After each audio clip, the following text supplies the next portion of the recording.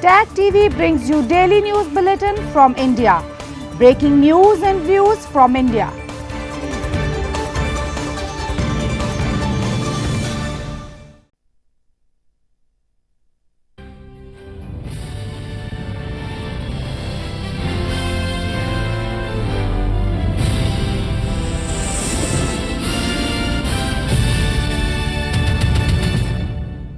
Good evening. Welcome to South Asia Newsline. I'm Surbhi Sharma. Here are the top stories we are tracking for you on Thursday, the 6th of June. No bilateral meeting between India, Pakistan at SCO summit.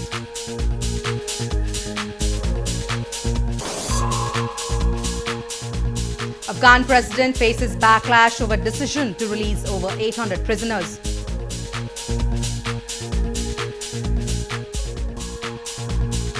And Nepal picks up tons of garbage in Mount Everest cleanup.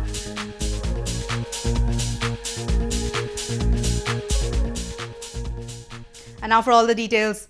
In his first public engagement after assuming charge, India's Foreign Minister S. Jaishankar on Thursday said that the country's stature has risen over the past 5 years.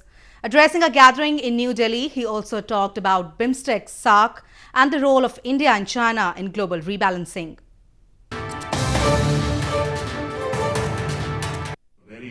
India's Foreign Minister S. Jaishankar on Thursday said that a majority of people in India have recognized that the country's stature in the world has risen in the last 5 years. Addressing a gathering at a seminar in New Delhi in what was his first public engagement after assuming charge, Jaishankar said that the rise of India and China is a part of a larger global rebalancing currently underway. The large majority of people in this country recognize that India's standing in the world has gone up, and more important, that this is something that matters to them. I think the assumption that somehow the masses don't care about what the world thinks about us is not true. So that sense that today the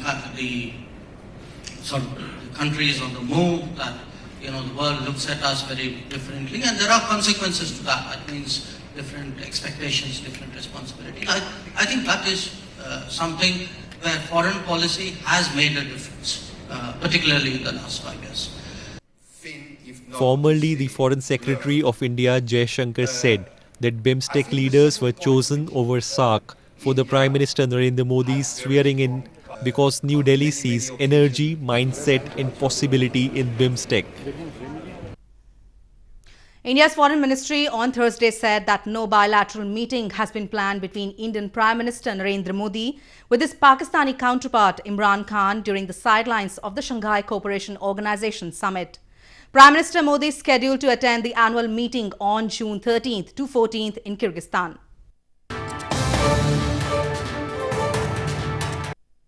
India's Foreign Ministry spokesperson Ravish Kumar on Thursday confirmed that no bilateral meeting has been planned between Indian Prime Minister Narendra Modi with his Pakistani counterpart Imran Khan during the sidelines of Shanghai Cooperation Organization or SCO summit. Prime Minister Modi is scheduled to attend the annual SCO summit in Kyrgyzstan on June 13 and 14. Addressing a presser, Ravish Kumar also informed that India has sought clarification on reports that controversial elements have been appointed by Pakistan on a committee associated with cross-border Sikh pilgrim corridor Kartarpur project. To the best of my knowledge, there is no bilateral meeting being planned between Prime Minister and Prime Minister of Pakistan on the sidelines of the SCO summit. Tensions have remained high between the two countries since February this year, after Pakistan-based terror group claimed a deadly terror attack in India's Jammu and Kashmir, which killed at least 40 Indian paramilitary personnel. In news from Afghanistan, Afghan President Ashraf Ghani has been facing backlash from critics over his announcement to release over 880 prisoners in the war-torn country.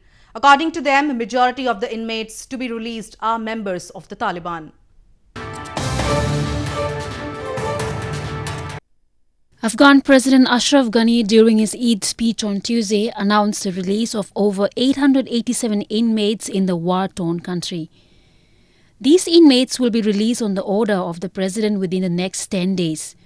However, some former government officials and presidential candidates for upcoming polls have lashed out at President Ghani for the move. According to them, majority of the 887 prisoners who are expected to be released by the government are members of the Taliban. یه مرجعی وجود نداره که از رهبری دولت پرسان بکنه که برادر می کسایی که تو آزاد ساختی اینا چی کردن کجا هستن و چطور پس رفتن در جبهات علیه دولت جنگ کردن اینا این بسیار رویشی هست این یک اقدام شهر بپرسان اینا می افغانستان که خودش غیر قانونی است او نمیتونه که او تصمیم بگیره یک موضوع کلان است که صلاحیت خودش بسیار زیاد بالاست ولی تمام کارهایی که انجام میده غیر قانونی است هم در جمله کارهای غیر قانونیش میاد. According to the critics, the release of prisoners will have possible impact on the country's situation. The Ghani government must first consider the profit and loss of the decision, some pointed out. President Ghani's decision comes as Taliban, in its Eid message, rejected the prospect for a ceasefire with the Afghan government and instead vowed to fight. More news from Afghanistan. Members of the People's Peace Movement in Afghanistan have sought clarity on the fate of at least 25 of their colleagues who were detained by the Taliban earlier this week.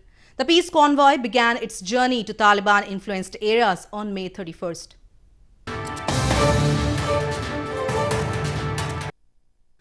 Members of the People's Peace Movement in Afghanistan have sought clarity on the fate of at least 25 of their colleagues who were detained by the Taliban earlier this week. The 50-member peace convoy began their journey to Taliban-influenced areas in southern Helmand province on May 31st. At least 25 of them were taken by the Taliban, and it was not clear whether the group took them for talks about the Afghan peace process. The fate of the marchers remained vague, local media reports said. تنامه بینشان شو و برادر بین ملت و مردم این سنجش بکنن که رای عالی این ملت افغانستان چی است معلومات نه خبرو راځي او نه دوی هغه راځي منګه خوګه کو په ملګرو په ورونو طالبانو باندې سپای دي منګه دي مشرانو دي ملګرو د حرکت باید منګ ته اول راکړي دوی خبرې تر کوم ځای پورې رسیدلي مثبت نتیجې د خدای ورس. The Taliban has so far not commented. The People's Peace Movement, also called Helmand Peace Convoy, had attracted international attention last year when they walked on foot across Afghanistan and into the capital Kabul in an attempt to reduce the record levels of violence across the country. In news from Nepal, Nepal on Wednesday confirmed around 4 dead bodies and 11 tons of garbage were collected from Mount Everest as part of a cleanup drive. This comes after the Nepalese government made it mandatory for every climber to bring back at least 17 pounds of waste from the world's tallest peak.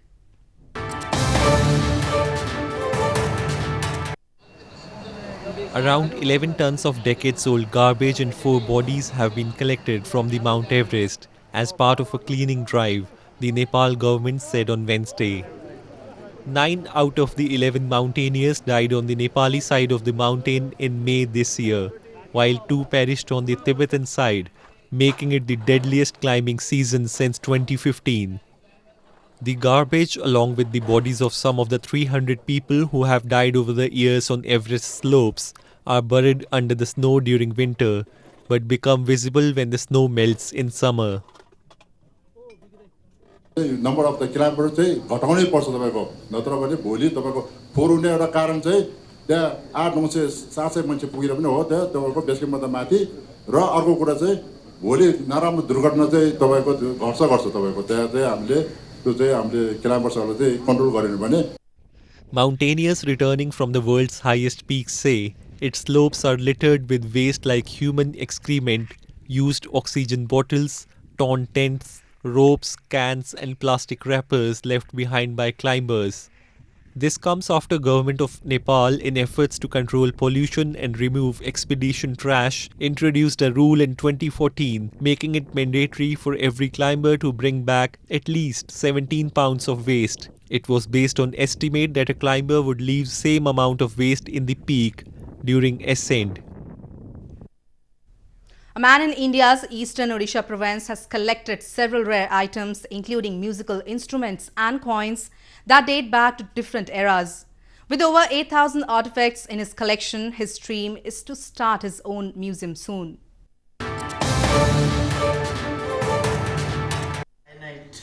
Satyaketan Mohanty, a businessman from India's Odisha province, has collected over 8,000 rare items, majorly including coins from different eras and some musical instruments. 40-year-old Mohanty has been collecting the antique artifacts from the age of 17 and has a dream to establish a museum in his city one day. His collection of artifacts is divided into 14 sections, ranging from hundreds of fossils, rare seashells, musical instruments, weapons, ornaments and over 350 rocks and minerals. 17 साल से मैंने ये शुरुआत किया और आज 23 साल हो गए मुझे ये कलेक्शन करते हुए। और मैं एक्चुअली एक बार मेरा दीदी और मैं हम लोग कलेक्शन करते थे और मैं उससे इंस्पायर्ड होकर ये कलेक्शन किया। Mohanty also has postage stamps, old envelopes, letters and several types of herbal dry products which he has collected and stored over a period of 23 years. In the year 2013, he had the largest collection of Indian coins in the world. He also has a Guinness World Record to prove it. Favorable weather conditions this year have helped farmers to boost the production of strawberries in India's northern Jammu and Kashmir province. Strawberry is the first fruit in Kashmir Valley that grows after 6 months of harsh winters.